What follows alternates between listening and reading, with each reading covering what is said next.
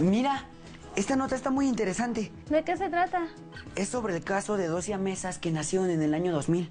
Estaban unidas por la cintura y según los doctores tenían pocas probabilidades de sobrevivir. A ver, ¿cómo que unidas por la cintura? Sí, tenían la misma columna vertebral. Cada una tenía sus propias piernas. Solo podían estar acostadas sobre su espalda. ¿Y no podían vivir de esa manera? Aparentemente no. La más débil, de nombre Mari, no tenía ni el corazón ni los pulmones bien desarrollados. De hecho, dependía casi por completo del oxígeno de los pulmones de su hermana Jody y de la sangre que el corazón de esta bombeaba para los dos. De hecho, los doctores no les daban casi nada de tiempo de vida juntos. ¿Y qué querían hacer? ¿Separarlas? Sí, los doctores decían que si las separaban, Jody podría vivir, pero Mari moriría. No, ¿y sus padres qué decían? No quisieron. Ellos decidieron que no se hiciera nada y que las cosas tomaran su propio curso. ¿Y qué pasó? Pues el hospital las quería separar para salvar a Jody. No hubo acuerdo y se fueron a juicio. ¿Y después, al final, qué decidieron? El tribunal apoyó al hospital. Las niñas fueron separadas. Jody vivió, pero Mari murió. Qué decisión tan difícil. ¿Y tú qué hubieras hecho? No lo sé. Está para pensarse.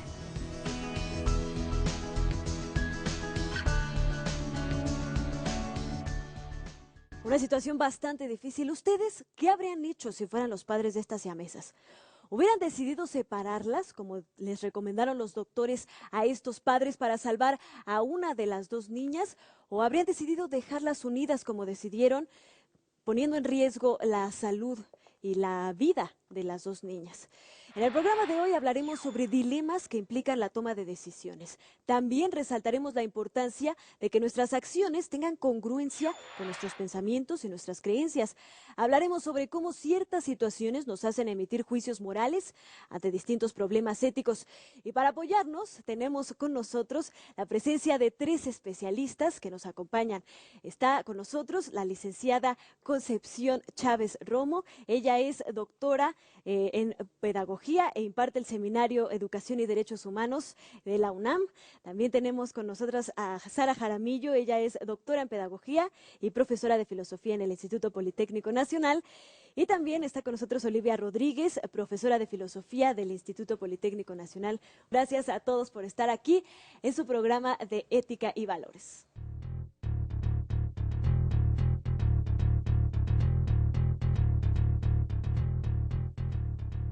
Vimos el caso de Jody y Mari. Era una decisión muy dura para los padres y también para los doctores, pero vamos a ver qué opinan nuestras especialistas. Concepción, ¿tú qué opinas sobre este difícil caso?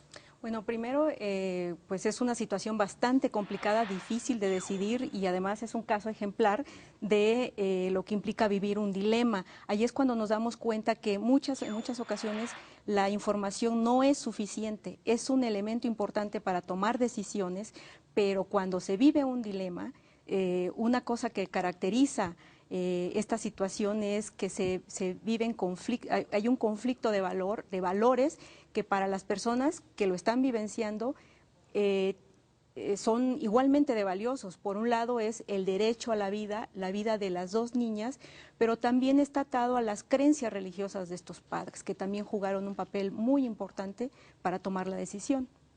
Muy importante tomar en cuenta lo que dices. Sara, ¿tú qué opinas? Respecto a si esto sería correcto o incorrecto, habría que establecer una diferencia sustancial entre lo que es correcto y lo que es bueno. Lo correcto es aquella decisión que tomamos, aquel camino que decidimos de entre muchos caminos posibles, pero que nos lleva a lograr lo bueno, cuyas consecuencias o cuya consecuencia es la mejor posible de todos los caminos que encontramos. Lo bueno tiene que ver con aquello que nos permite realizarnos como sujetos.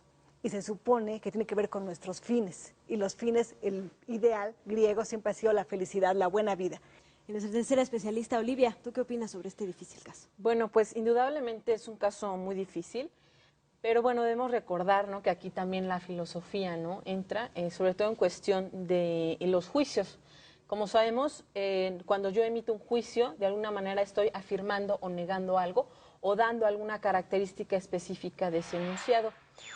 Bueno, los juicios morales básicamente están centrados en, bueno, tiene que ver la cultura, ¿no?, un juicio moral, bueno, me permite a mí elegir si tomo o no una decisión, ¿no? No tengo a alguien atrás de mí que me está imponiendo tomar una decisión, es algo personal.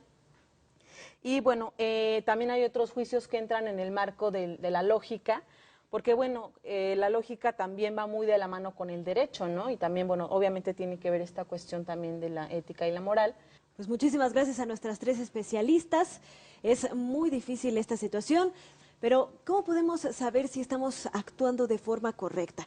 Pues a continuación vamos a ver una pequeña cápsula que nos va a ayudar a entender más sobre la importancia de tomar estas decisiones y sobre los problemas morales y éticos.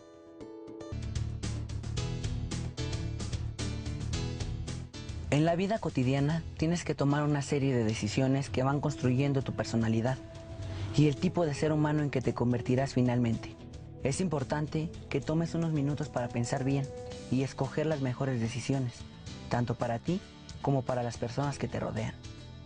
Recuerda que es deseable que tus acciones sean congruentes con tu forma de pensar y sentir. Toma decisiones informadas y asume las consecuencias de tus actos. De esta manera, tú sabrás lo que es bueno o malo para ti. Eres libre de forjar tu propio destino de manera autónoma, a través de tomar decisiones informadas y evaluar distintas posibilidades. Una persona autónoma es aquella que se comporta de acuerdo a lo que considera bueno o malo, adecuado o incorrecto. Por el contrario, una persona que carece de autonomía, es decir, heterónoma, hace y piensa lo que otros le dicen. Sus decisiones dependen de la moral de otras personas, no de ella misma. Los seres humanos autónomos pueden hacer juicios morales sobre diversos aspectos de la vida. Por ejemplo, ¿pueden considerarse como asesinos y ser condenados moralmente los soldados que matan a otros militares durante las guerras? ¿Siempre se debe decir la verdad o puede mentirse bajo ciertas condiciones?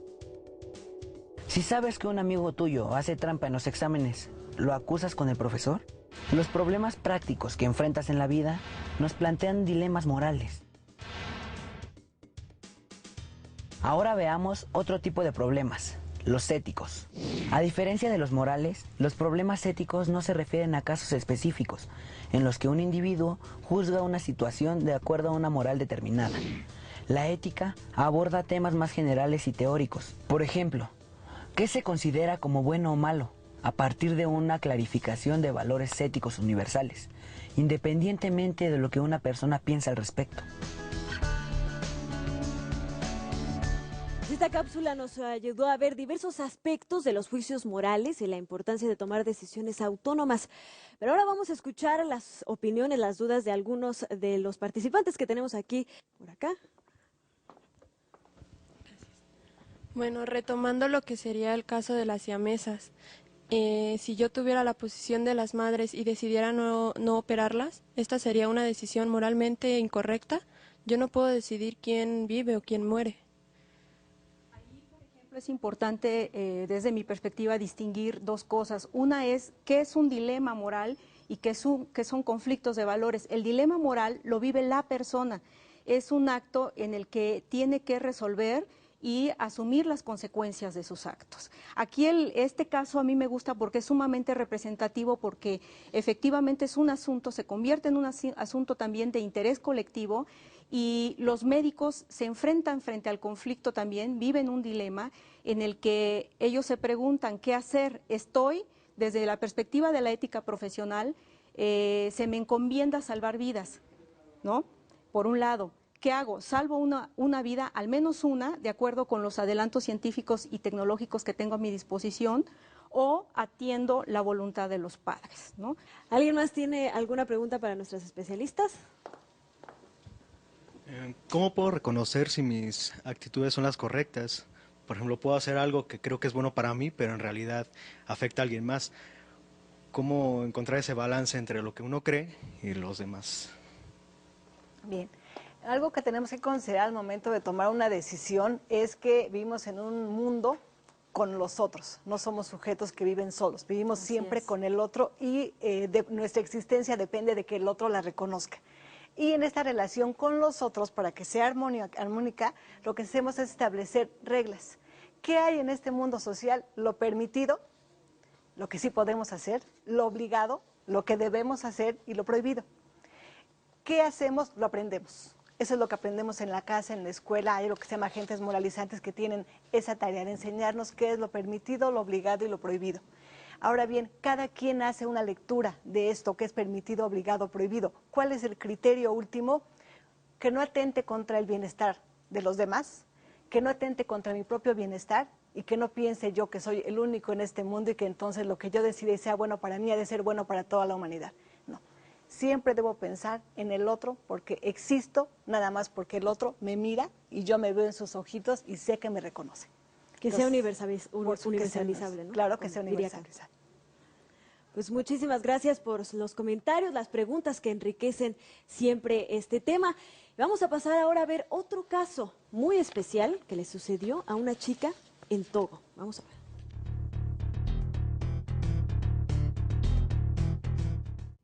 Podríamos hablar sobre el tema de las siamesas. Creo que armaría una buena discusión. Pero yo también encontré un video en internet que puede sernos de ayuda. Sí, ¿de qué se trata? Es sobre una joven de Togo que tuvo que escapar de su familia para que no fueran mutilados sus órganos sexuales. ¿Mutilados sus órganos sexuales? Sí. ¿Y eso por qué? Por una tradición. Pero mejor velo tú para que la entiendas más. Fausilla Kasinja era la quinta hija de un próspero comerciante de una comunidad musulmana en Togo. En ese lugar, como en otras partes de África, a las niñas se les practica un procedimiento llamado excisión, que consiste en una mutilación de sus genitales con el objetivo de que se reduzca su placer sexual para disminuir, de acuerdo a dichas ideas, el riesgo de que sean infieles a sus maridos. Su padre siempre se opuso a esta práctica y las hermanas mayores de Fausilla se casaron sin que se les hubiera hecho nada. Sin embargo, el padre murió y Fausilla quedó bajo la potestad de su abuelo, quien decidió casarla y someterla a la excisión. Fausilla, con el apoyo de su madre y hermanas, huyó del país. Se fue a Estados Unidos. Sin embargo, allí se le encarceló durante 2 años hasta que finalmente se le dio asilo. Desde entonces, Fausilla se dedica a proteger los derechos de las mujeres que sufren algún tipo de violencia. Se estima que cada año en África, alrededor de 2 millones de niñas son sometidas al proceso de excisión. Vaya, no sé qué decir. Yo tenía entendido que cada sociedad tiene sus costumbres y valores. ¿Acaso nosotros tenemos el derecho de juzgarlas? ¿No sería eso como sentirnos superiores a otros pueblos? Yo creo que hay cosas que si las piensas bien, sabes que están mal. Como la excisión, aunque sea una costumbre antigua y esté avalada socialmente en esas comunidades.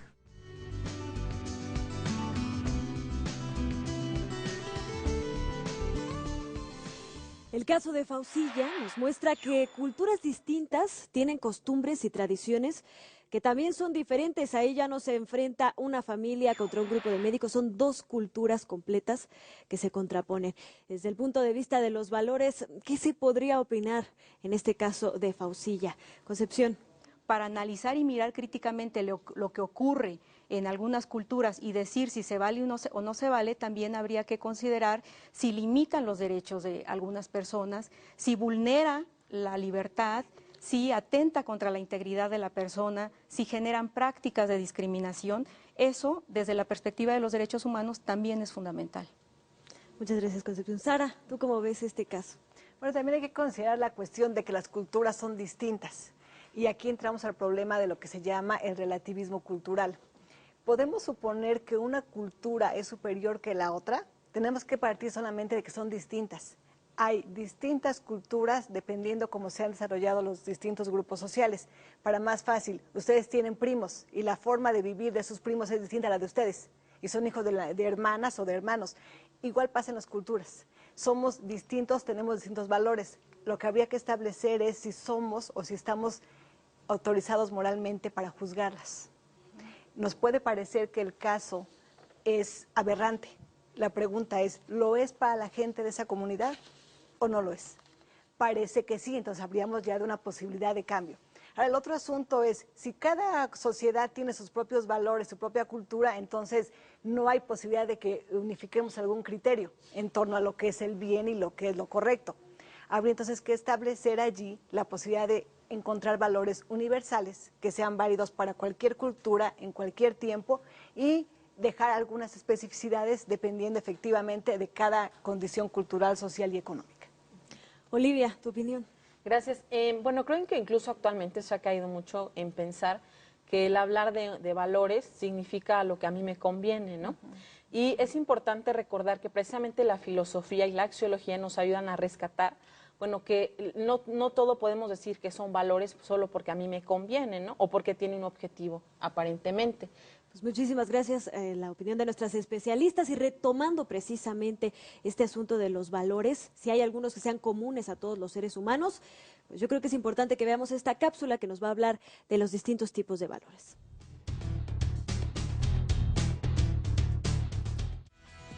Existen muchos tipos de valores, por ejemplo, los valores religiosos, los estéticos, los afectivos, económicos y, por supuesto, éticos. Los valores éticos son pautas o principios universalmente aceptados que nos permiten alcanzar una convivencia armónica con nuestros semejantes y con todo lo que nos rodea. No residen físicamente en algún objeto, sino que son productos humanos, sociales e históricos. Los valores éticos universales se refieren a aspectos como la justicia, el respeto a la diversidad, la solidaridad, la tolerancia, la libertad, entre otros. Cada uno de estos valores tiene su contraparte, como la injusticia, la maldad, el odio, la indiferencia, la intolerancia y la soberbia. Los valores pueden dividirse en objetivos y subjetivos. Los valores subjetivos parten de la idea de que los valores no existen en sí mismos. Solo hay objetos reales, palpables, a los que las personas les asignan un valor. Esta postura señala que los objetos no valen por sí mismos. Por ejemplo, el oro sin los humanos no valdría absolutamente nada, pues son las personas las que le asignan al oro un valor. El valor no reside en el objeto, sino que una persona se lo atribuye.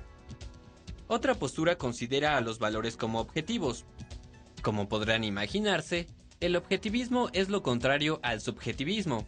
Señala que los objetos sí tienen valor en sí mismos, independientemente de que una persona les asigne o no un valor.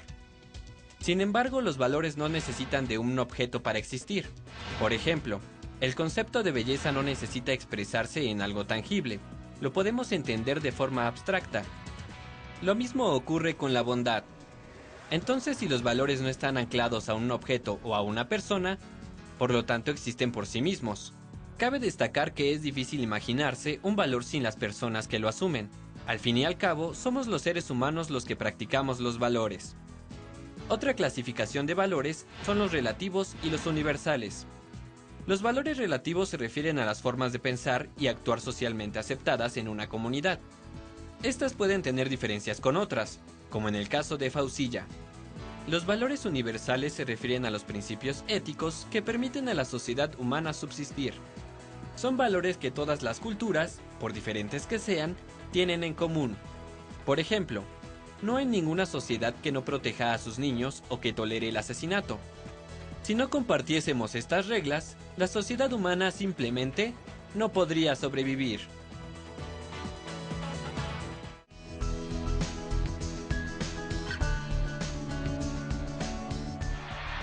Ya vimos cuáles pueden ser algunos de los tipos de valores, pero seguramente esto ha suscitado preguntas entre nuestros jóvenes aquí presentes. ¿Alguien tiene alguna duda por acá? Bueno, en la escuela se nos enseña a respetar y a tolerar a las personas que tienen diferentes costumbres y creencias, pero es claro que en el caso de Faucilla es como un atentado contra la integridad de la mujer.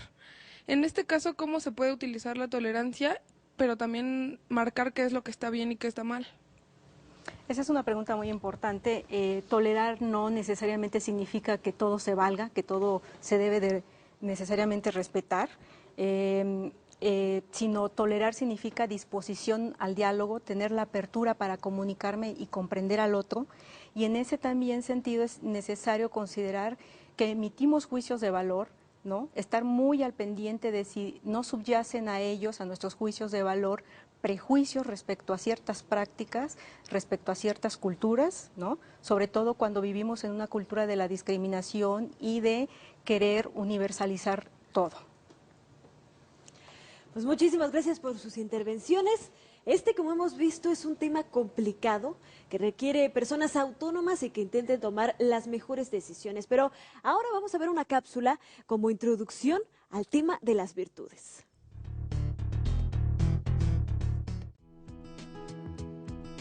Hola muchachos, ¿cómo están? ¿Qué están haciendo?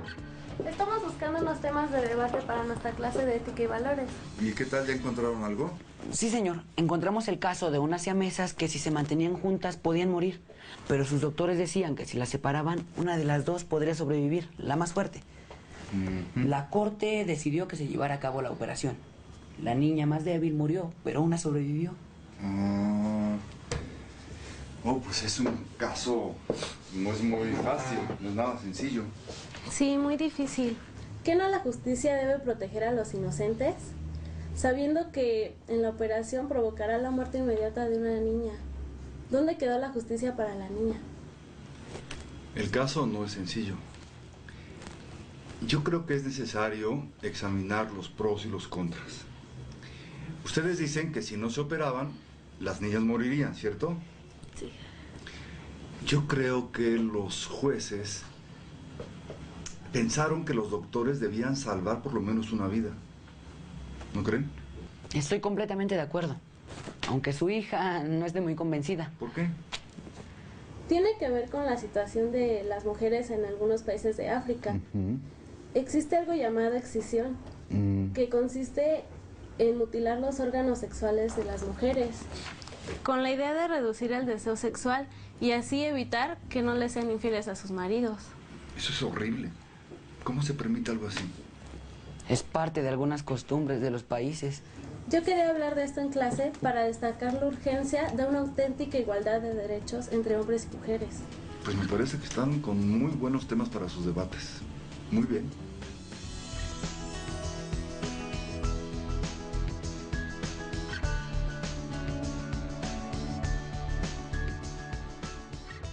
En esta cápsula anterior se mencionó la idea de la justicia, por ejemplo en el caso de las siamesas, y también de la igualdad para las mujeres que son sometidas a la excisión. La justicia y la igualdad son dos virtudes, dos conceptos importantes, así que para eso tenemos aquí a nuestras especialistas. Concepción, ¿tú qué opinas sobre la justicia y la igualdad? La justicia y la igualdad en la actualidad. Habría que considerar que los desafíos de la época actual son distintos. Y si bien a lo largo de la historia podemos revisar que existe la noción de igualdad y de, por ejemplo, de justicia, verán que han cobrado significados distintos. En la época, en la Grecia clásica, por ejemplo, cuando se hablaba de igualdad se pensaba en los hombres, pero hombres libres. Y en ese sentido, esclavos y mujeres no tenían posibilidades de participar en los asuntos de la vida pública. Sin embargo, estaba presente la noción de igualdad, la noción de participación, la noción de ciudadanía. Entonces, habría que considerar que siguen siendo importantes estas virtudes, importantes que existan, pero que es necesario tener en cuenta los desafíos, por ejemplo, cuáles en la época actual, la situación de los migrantes.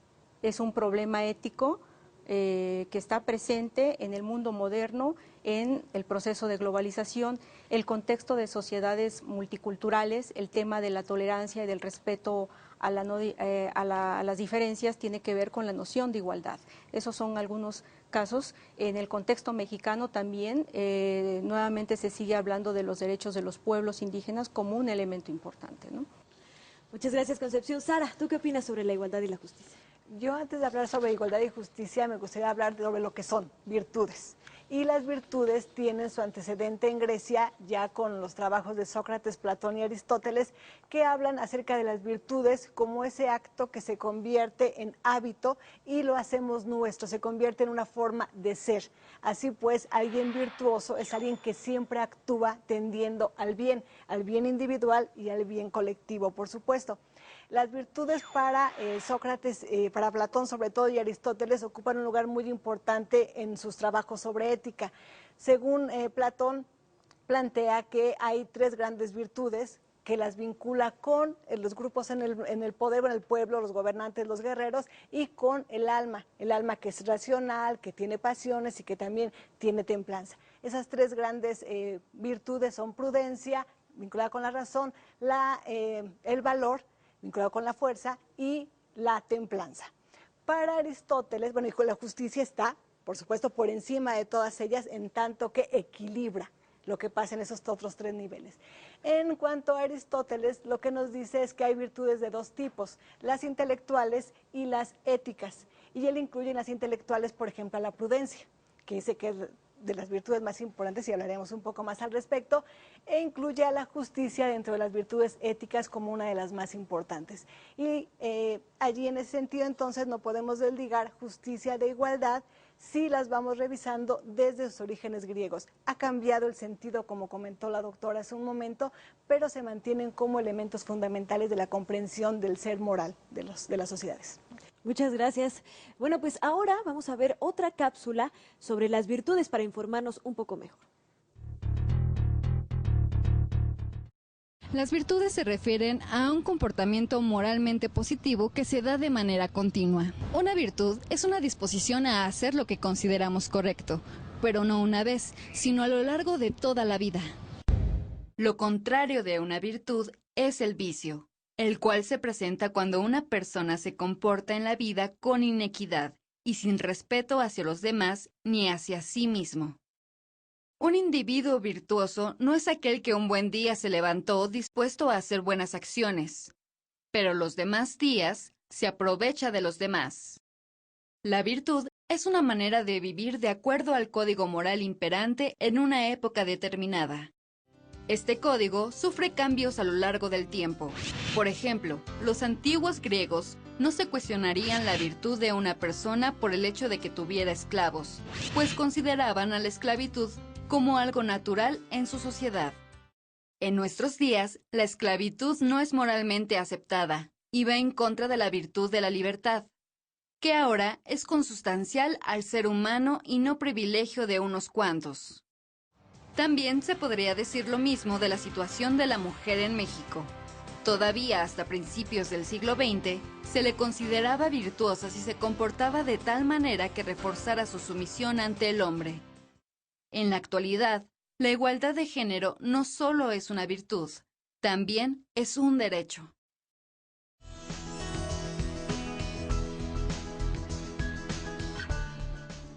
Muy importante esta información, pero vamos a ver si los jóvenes que nos acompañan aquí en el estudio tienen alguna otra duda que hacerle, pregunta que hacerle a nuestras especialistas. ¿Una pregunta? Bueno, si la libertad es una virtud y un derecho, ¿por qué el Estado nos puede quitar? Bueno, pues el hecho de que uno tenga libertad no significa libertad total e ilimitada. Vivimos con otros, como ya se ha comentado en varias ocasiones en este programa, vivimos con otros y entonces es necesario poner límites. ¿Cuáles son los límites y en qué medida el Estado nos la puede quitar? Bueno, pues tiene que ver con cuando se viola una ley, ¿no? Tenemos también obligaciones, tenemos derechos, pero hay una serie de obligaciones que comprometen con los que estamos viviendo. Las leyes tienen la labor también de proteger valores para la convivencia y en ese sentido el Estado tiene la obligación y el derecho en todo caso de limitar la libertad de las personas en función de lo que está estipulado en la propia Constitución y en las leyes que derivan de ella. Ya para terminar este programa, me gustaría que nuestras invitadas nos den sus conclusiones sobre el tema de hoy. Concepción. Bueno, a mí me gustaría retomar lo de los juicios morales y eso me remite a hablar de la autonomía moral, de la importancia de que nuestros juicios, nuestros juicios morales sean congruentes o que sean los que provoquen acciones y en este sentido actuar de manera congruente y hacer, afín. Lo que pienso lo llevo a cabo, lo llevo a la práctica. Yo creo que esa es una de las cosas importantes y cuando hablamos de la autonomía moral, pues bueno, es tener la capacidad de tener una opinión propia y de actuar en consecuencia. Muchísimas gracias, Sara. Bueno, yo quiero platicar acerca de los valores ya para terminar y sobre la importancia que tiene esto para nuestra vida como sujetos sociales.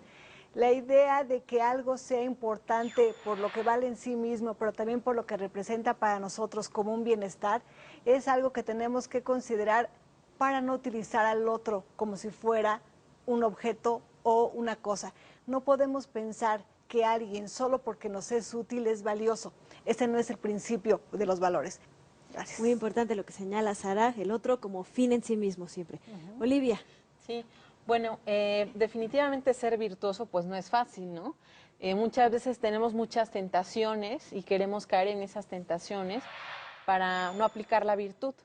Pero lo importante, bueno, es no justificar nuestras acciones y tratar de pensar que es algo que nos va a servir a nosotros y que tiene un fin, ¿no? Y esa finalidad es precisamente el poder también fortalecernos, tiene que ver también con el carácter, porque una persona que pues no se trabaja a sí misma, que no se reflexiona a sí misma, que no se ve a un espejo y se pregunta si actúe bien o si actúe mal, pues bueno, en realidad no tiene un carácter, ¿no? Y si una persona no tiene carácter, pues también se verá reflejado en su vida personal, ¿no? Esto va más allá de lo que nosotros pudiéramos pensar, no es algo que solamente se escribe en los libros y se queda ahí. Tendrá mucho que ver también con la realización de nosotros, de nuestro ser, de ser en el tiempo a través de la aplicación de las virtudes.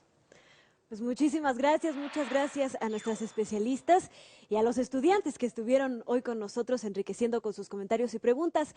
Nos vemos en el siguiente programa con más temas de ética y valores. Hasta luego.